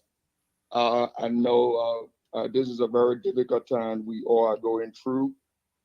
I personally never had the privilege of meeting Dr. Cassell, and I also never knew him. But I heard a lot of great things about him from my senior brother Elmos and my first cousin Wallace Smith, who had the privilege of sharing academic experience with Dr. Cassell at the Lakari Baptist Mission in Liberia. They had a lot of great things to say about him when he got on the national stage and took interest in returning to Liberia to contribute to the post-war reconstruction process and also to assist needed Liberians. But one thing you guys just touched on that is very heartfelt is the fact that we had a Liberian who came outside and went to school, became a professional, and developed an expertise in that area that need to be used in a country where there's a lot of needs for the mental health area. Since the Civil conflict, we have now had a good rehabilitation process where people went through a de-traumatizing process to be rehabilitated into societies, and having the privilege to reconcile themselves from what they experienced during the Civil conflict. And you had a loving Liberian who developed such a brilliant skill set that came onto the scene and took interest in trying to help Liberians no more.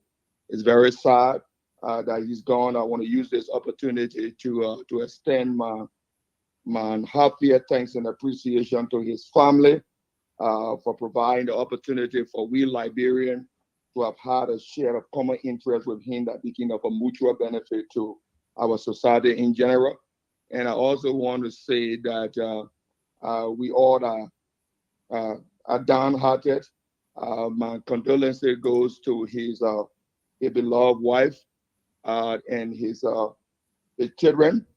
I pray that Almighty God will give them the strength and the solid they need to deal with such a painful situation. It is difficult for anyone to lose a loved one, especially a father, a husband, a son, and unfortunately, the family is faced with such a situation. I just want to say to the political party, to the Reverend Institute, and the rest of the co-officers of the political party that we, the Liberian people, want to say to you guys, we wish you the best, and thank you for sharing Dr. Cassell with us. Thank you. Thank you, Yeah. Bloji. I think you really laid it out. Moses, we're pushing 14 more minutes, Yeah. leaving here at 9 o'clock. But interestingly, I think great conversation. All of the folks who've called here tonight have said a lot that intrigues us. When you think about Dr. Cassell. So, what I'll do here is that is conventional, but we'll go around the room. Hopefully, if no caller, we'll just talk about our personal moments because I had my own the little short interaction I had with Dr. Cassell. I can say my little portion, but I know Oretha has had so many memorable moments. But just pick that one profound, memorable moment, and that of you, Bishop. And so we'll start with the two of you first. But let's go with Oretha. She hasn't spoken a lot. She's been crying a whole lot. So we'll let her go first. Oretha, what is that one important, memorable moment you shared with Dr. Cassell? And how do you think that moment could have kind of impact, the overall, relationship he built with other people? Because I'm sure that when a person is consistent in his relationship, it's going to be the same way he embraced Edwin Beamer, who said his part, the word, the Bishop, Heagar here. I'm sure when people are genuine, right, they remain consistent. What is that one moment? We have so many. Thank you. We have so many. that I can't, if I start, I won't finish, but of late, Yeah. when we went to Fargo, when we took the trip to the Midwest, and then, I always organizing everything and all of that. And he held me on the side. He said, Oretha? I said, yeah. I'm used to calling him, before he went to Liberia, I used to call him Daniel. But since I was still on bearer now. Saying he decided to be B-man. So I call him that Cassell. Yeah. So I said that Cassell. He said, oh, so you call me that Cassell too? I said, yeah, I'll call you that Cassell. And then he said, come. He said, Oretha, thank you for everything. He said, you've been doing everything, but the strength that you put up on this trip, he said, I don't know what to do, but thank you. Thank you for believing in me. Thank you for doing what you're doing for the Liberian people. And I said to him that, like I said, I would do anything for Liberia. Once we have the right person, I will put my support behind it. And I believe in you, that you can take us to another level. And we came back and we've been talking and talking and talking and talking. I can say some of the things we talk about, but he told me, Oretha, it is good. No need to worry. No need to panic. It is good. Believe in me, I will not mislead us. And I said so many. I can wrap my hands around everything. But he and his wife, another thing that I really, really, really, really love about him, I used to love about him, he loved his family so much. He loved my sister so much. He loved us so much. And I pray for them all the time. And I just love him more and more and more and more as the day, the hours, the minutes went by when he and Benny were together. You could see that he loved his wife. And in our community, see like our Liberian men, sorry, I mean no disrespect, but to go to the extent, and he was a good man. We're missing. Let's hear from Bishop. Yeah. What? So many of them. My entire church is mourning because he visited us on so many times, and every time he came to the church, I mean, he was like the father to everybody. Even though everybody know him to be that big man political figure, but he would take time to speak to everybody, encourage everybody. So even right now, so the entire church is like, we have lost a very important member of our church because everybody knew him just the time. When I was renewing my marriage, he had just come to America with all those information flying here, there. And I called him. I said, Dad, my wife and I, we are renewing our marriage, and if he can come. I really just put out the invitation there, but he have just come and you heard what all the people are saying, this man is this one. And he came to my anniversary, he and his wife. I mean, just like 2 weeks when he came to this country, people were saying all kinds of things from Liberia. And I gave him the opportunity. And you're talking last year, though? Yeah, last year. Okay. Last year.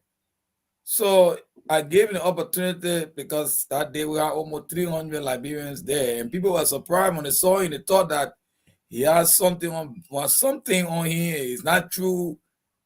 And he spoke. And what he said, and about watching the video, because it was recorded, and he mentioned about the Liberian people. This is a man that is saying all kinds of things. People castigating him and saying, but every time he spoke, he was always talking about the Liberian people. Listen, it would be very difficult to find someone who would sacrifice so much. He wanted Liberia to be better. He wanted things to change in that country. If Dr. Cassell would sell everything of his just to help every Liberian to be better off, he would have done it. And I tell you, I say this finally, when I met him in my office, this man is a believer. And I'm not going to be political here. And like people say, oh, Liberia is a Christian country. But And this is a man, God-fearing man, a man that truly believes. The man pray. He read the Bible. He love God. He is a devoted Christian and a family man. For me, this is me. Maybe I'll be wrong, but they always say that charity begins at home. If I want to evaluate how somebody going to do things in public, I want to find out how he's treating his wife and children, how he relating with people around in his community. I can at least I can predict that that person, when he get on the national level, he will do the same thing. He will not change. He was very consistent, always humble, always love, ready to share and do everything. May God receive his soul. We're missing God. We're missing. But we can't ask God why. I am so much devastated every day when I just think about it, I cry. But what can I do? It's already happened. We just got to accept it and move on. May God bless the family. I told Benu we'll be praying for him. Even after the burial, we'll still be Benu with. We can never leave her by herself. We got to continue to encourage her, continue to encourage the children. God bless. And thank God for the time he shared with us. It was brief. We wanted more of his, but God knows why, and we just accept it that way. Thank you. Moses? Yeah, you said the most memorable time Let's spent, watch the time. We got 6 minutes. the most memorable time spent with Dr. Cassell. My most memorable time spent with Dr. Cassell was in 2022, the latter part of 2022. You know, when his situation erupted, uh, Cassell came to the United States. He went very quiet. He didn't say anything. So there was something that came out that had to do with the Muslim community. He issued a statement. When he issued a statement, I wrote a very critical article against him. I said, "Oh, Cassell, you will do well if you can tell people what is happening to you now legally. And that's what people want to hear from you on." So after that, we used to call one another, okay? So after that, I ran to him. He had his town hall. I ran to him in Delaware County. He said, "Man, Moses, he said, man, I hear from you for a long time." I said, "Man, Cassell." I said, "Yeah, but man, you hear from me." And I said, "Look, my man, I was speaking on your behalf." And we just laugh about it. He said, "Well, man, I understand." And that was it. That's the kind of person he was. He never had any grudge against me. And people would know me. If it is white, I call it white. That's Moses Sandy. Everybody knows that. So he understood that. I said, "Look, my man, I was just trying to put you on track." He said, "Moses, I got you, man. That's good." And we pick up from there. We are good friends, you know. We exchanged. The last time I communicated with him was he died on a Sunday, and I communicated with him the Thursday before that Sunday. He died on Christmas Day. I think the Thursday before the Christmas, he and I we exchanged messages, season greetings, you know. And he said, "Man, everything was okay." I said, "Yeah, we okay here too." And that was it. And I would like to close by saying that yes, indeed, Liberia has lost an expert. The Zogo community, the dejected community, has lost a voice. And Donna Cassell would not have allocated $30,000 in the national budget for mental health because that's what he did for a living. He know what it means to have people running the street. He know what it means to have people who are considered addicts. There's a strong relationship between criminality and addiction. Cassell would not have invested 30,000. The population of the Zogo community right now is anecdotally 250,000, and you allocate $30,000 for mental health. They said put program in place, the government allocated $1 million. Even that money did not come from the government in the national community. The government has a budget of over $806 million. You allocate $1 million. Cassell would not have done that. So Cassell's death is a blow to Liberia. And I would like to stop there and give it to you, Volcano. This is sad. And what we have done tonight, we can do it for any other Liberia. It's not because he was our friend. If anyone gets to that level, the issue room will be there. Thank you, Volcano. All right, so my moment with Dr. Cassell has to do with actually when we were discussing our support for his town hall, the restoration of his discussions around continuing the campaign and keeping his partisans and the public aware that he was still viable when people thought that, oh, this man was in jail, and when people thought he was wearing ankle bangle, he laughed about it. He even lifted his pants up and showed it to me. He said, "You're the press people. You need to know that the thing that people saying, I got no bangle on my foot." But here is it. But one thing he said to me, and I started to understand how genuine he was. He said, "Listen, when you own a company,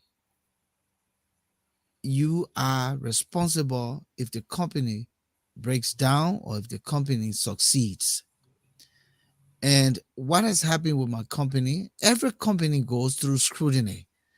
Every company gets audited, and sometimes some of those audits are necessary because we could be doing things wrong, and it brings us to our knees so we can correct and perfect how we do business.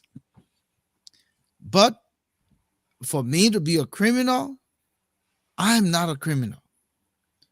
However, my mental health company, my addiction companies, I'm responsible because I'm the head and I take full responsibility. However, I believe in the legal system, and we're standing outside talking personally. And he said, "I followed you, and you are an intelligent guy, and I hope that I have met you longer in my political quest. I could have brought you closer and used your expertise because you seem to understand things from a more objective perspective than rather." And you quiet now. When I see you on your podcast, you seem to be vivacious and loud and all of that.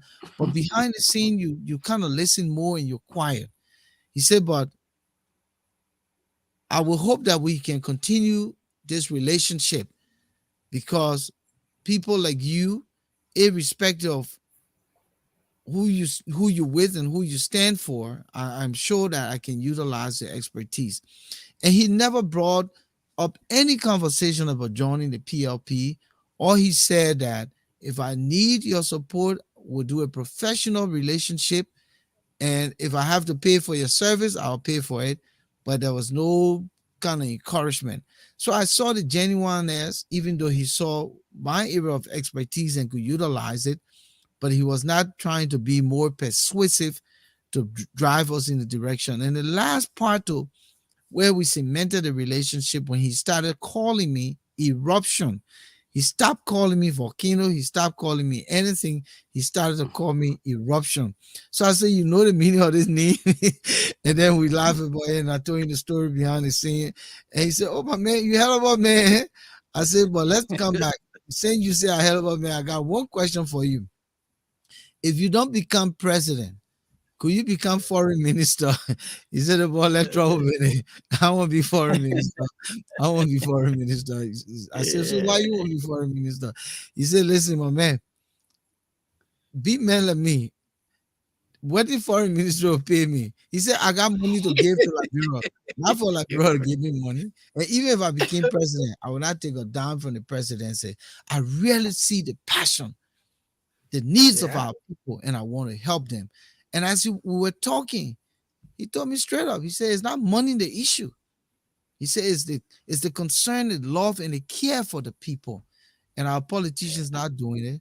And if I have to spend everything that I've worked for in my life, I will give it back. And so I saw a lot, of genuine, as in Dr. Cass said, the humility was one of the greatest strengths he had. No one he was big for.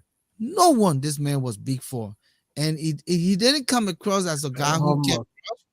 And even when Moses wrote the article, I told Moses, I said, my main intro. But when he met with Dr. Cassell, wait a minute, show him the man. He said, my man. Yeah. Those were the moments, that we had. And so I say this to mean that irrespective of everything that has happened,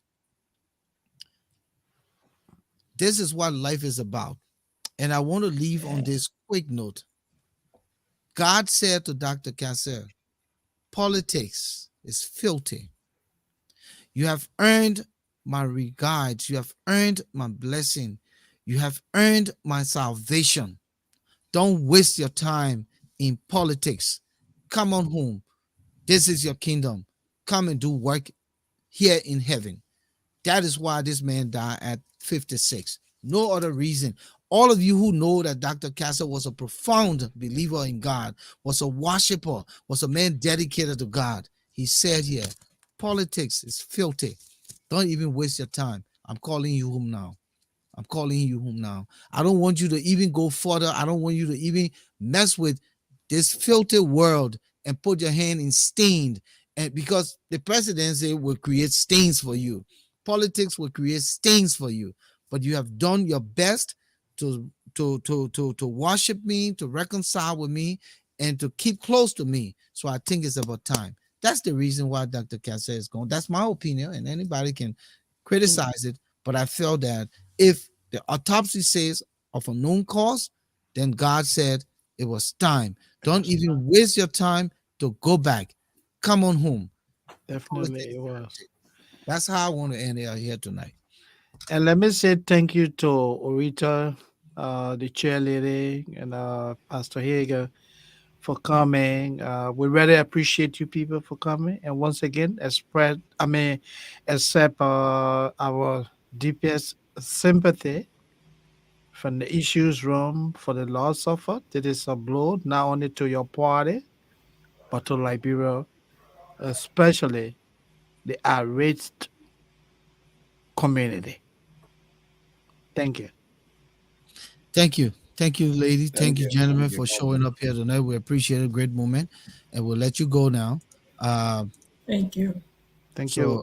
Moses, I think, listen, this will go down in history as a memorable podcast honoring Dr. Cassell and honoring his work and his relationship to humanity and what he's done. Yeah. But you see, life, the two things can happen here. And as we close, we work because we want a decent life. Oh, yeah. We work hard because we want a decent life. If you look at Dr. Cassell's story, and all of you watching here tonight, Ellis Stephen, Frederick Cully, and Thomas Awaji, and Barbara Williams, and I like to say this because I have the experience. I've been around a little bit, and I like to go philosophically, but also spiritually when I'm holding these kinds of conversation. This man came on stowaway. Many of us left our motherland to seek greener pasture through what was happening and was looking for a place where we could thrive and develop and go back. When I came to America, everything that I wanted in America was to go back to Liberia, was to take back to Liberia. Everything. And I've demonstrated that by the little I've done in the country, irrespective of the low, $15, $20 per hour we've been able to hustle and make. All my investments are in Liberia. So I'm not the only Liberian who's done this, right? Yeah. So this man had earned his living through hardship, hustle, struggle. And what did he do? He packed up, he ran to Liberia and started to give back. So if it was for wealth, if it was for anything, Dr. Cassell had it. You saw it, the house he lives in. You Oh, said yeah. to me, damn, but the man was living on. You said it to me on the side. So it was not that he wanted. Yeah. It's not like he Yeah, wanted to yeah. get from the Liberian people. You understand The me? boy was well And established. He was so, established. so the point I'm making here is the man in his 56 years and wherever he started to be a millionaire from, however people want to perceive how he became a millionaire, it is on them. But he made it clear. I saw Cassell for the time we interacted. He had no banker on him. He was not on a house arrest, or he was not on a what we call parole or anything. As the head of his company, he was part of the conversation. And of course, the judicial system was in place. So when people, and I'm not going to call no name here, podcasts and all these people started running with speculation, that's on them. Sometimes you need to know a person from behind the scene rather than just mere speculation. Yeah. And Cassell was on his way to Liberia. Understand? He was on his way to Liberia. The possibility was there.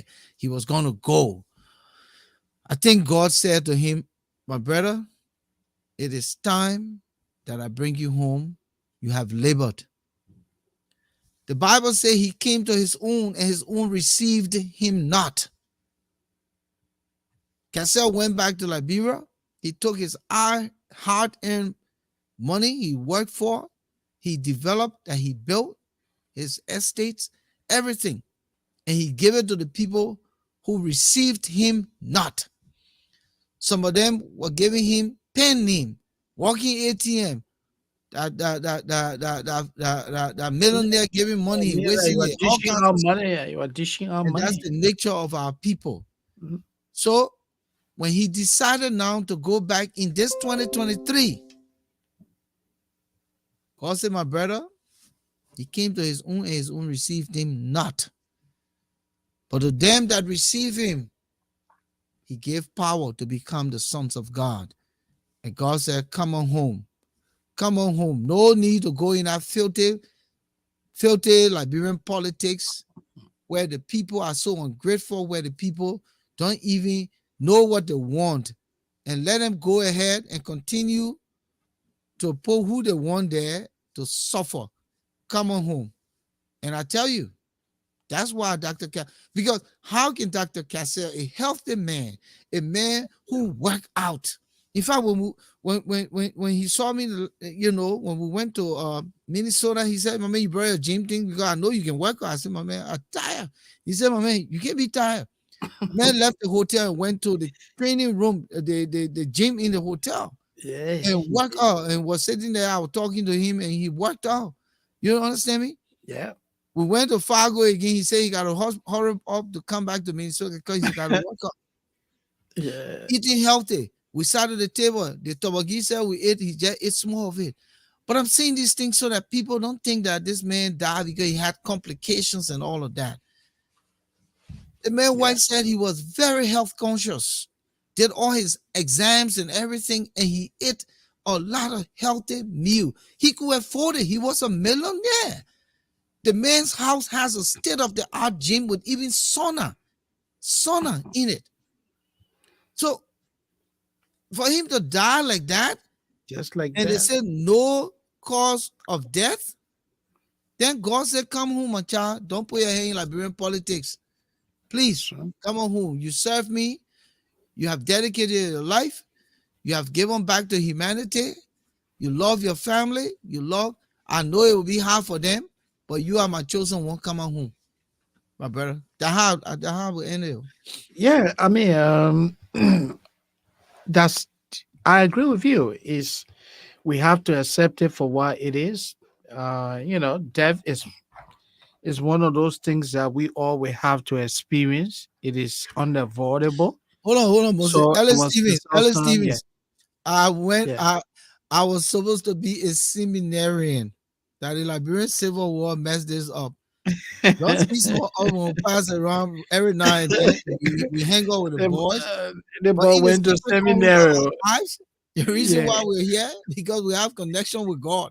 I'm not kidding you. yeah. And one thing nobody can take from me, my Mhm. relationship with God. Nobody can take it from me. Yeah, so I just want to make that clear. So you're another pastor. I'm here. I can talk religion tonight from now to from what do you call it, Genesis to Revelation. Somebody see me? Yes, I am a man of Yeah, God. Not yeah. because we can't be yelling who and speaking in tongues. I am a man Is of it, God. Oh, my is relationship with God is in my closet. Go That's ahead, Moses. no, yeah. I just want to say that it is good that we did this. You know, and again, I want to join you to tell all our viewers and others out there that we didn't do this only because Cassell was our friend. If any national leader, experiences such a tragedy, someone who has gotten to the level at which Cassell got to, I think it just make a lot of sense, to take a And live Moses, review of the let me person. take Yeah. let me take that away from you instead of saying gotten to the level that Cassell had gotten to, because we've covered national events. Oh yeah, We've yeah. covered. I don't want it to come across. You understand what I'm saying? Yeah. That we are looking at the elevation in the person's dignity. Okay. When we talk about our at-risk youth, we're Yeah. covering them. Yeah, When we you're right. talk about the stampede in Yeah. Nuclear Town, New we're good covering time. Yeah. national issues. Yeah. So it doesn't matter. We talked about the three missing boys. We've talked about the So many other things. stuff. So it doesn't matter here. Yeah. Yeah. So I Is just the want new is I agree with you yeah, 100%. I think yeah, it's the news of the days, yeah, and we felt that we were yeah. under professional Cass's death is obligation. news of the day, Yeah, to you report know. it as And it and I is. would Yeah. I would be I would be I would be amazed here if the Liberian government did not even put up a statement. I'll be I haven't honest with you. I haven't seen that yet. Yeah, I'm just saying. I'm amazed Yeah. that they wouldn't put up a statement, Yeah. because here's a man who was formidable. Yeah. Here's a man who had made impact in the time he got back to the country and what he was doing. This is a man. And the Mhm. political institutions in the country, the oppositions, once they open that book of condolence, including the Liberian government, should go there. To sign it, yeah. Yes, should go there. Yeah, that's true.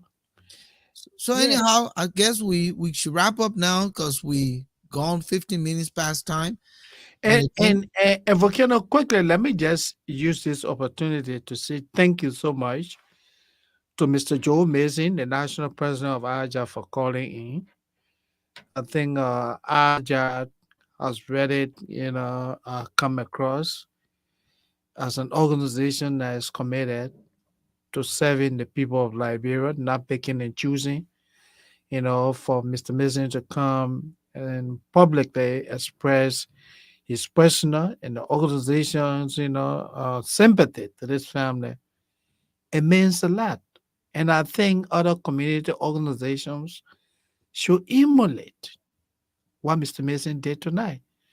You don't have to come to the issues room, but anything you can do to just say, hey, family, we are sorry for the loss will mean a lot. Thank you, Volcano. Yeah, but anyhow, we'd like to thank everyone here who showed up here tonight. Ellis Stevens, my brother, thank you for coming through. Blow Jacono, C. Ayadi Williams, Florence Kingsley.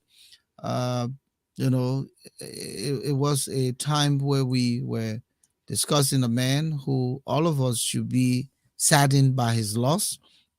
Frederick Double Colley, we say thank you for showing up here tonight. Annette Chokopoto, there's a lot of folks that came through here tonight. Flomo Livingstone, our good old friend and brother, Emilio Tiller, Galima, Edwin Beamer, of course, Redmond Clark. We say thank you, Nora Solo, for coming through here. Thomas Awaji, of course, Rivers S. Pro, Deward Tokau, Godwin we adore. Whenever my boy can make it, he makes it in. Cole Gloria Voca Moba, we say thank you for joining. Steam Bonge, it was good seeing you again. We got to catch up and talk about your foundation. Maybe we should talk about what you're doing in Liberia. Ahmad Freeman, we say thank you. Manju Fambule, thank you for coming through here. Esther Maimai Kawolo, thank you. When people, Moses Fwajim on you, when people take off the time to join you, it's an appreciation for what you do. DC Oh yeah. Wilson, Mhm. Melepele, K Sumo, Kumba Abu, Hinksin Tamba, and Dr. Ekudayo Dixon. We say thank you so much, my brother, for joining family. It was good seeing you here tonight. And Vera Horace, of course, every now and then, JS Romeo Nabil, and everyone who listened to the broadcast but didn't chime in here tonight, even the callers, we say thanks so much for joining us. Moses will be back here, God's willing, on Friday. Yeah. And you got to use the word God's Oh willing. yeah, my man. Not It's just promise. unpredictable. Yeah. Unpredictable. So I'll Yeah. say good night, my brother. Let's call it a Yeah. night, and we say Yeah, thank sure. you to everyone. Yeah, we should say, man. Thank you so much. Look Thank you. forward. Pray that we can assemble again on Friday. Thank you. Enjoy. Bye bye. Thank you. Good night.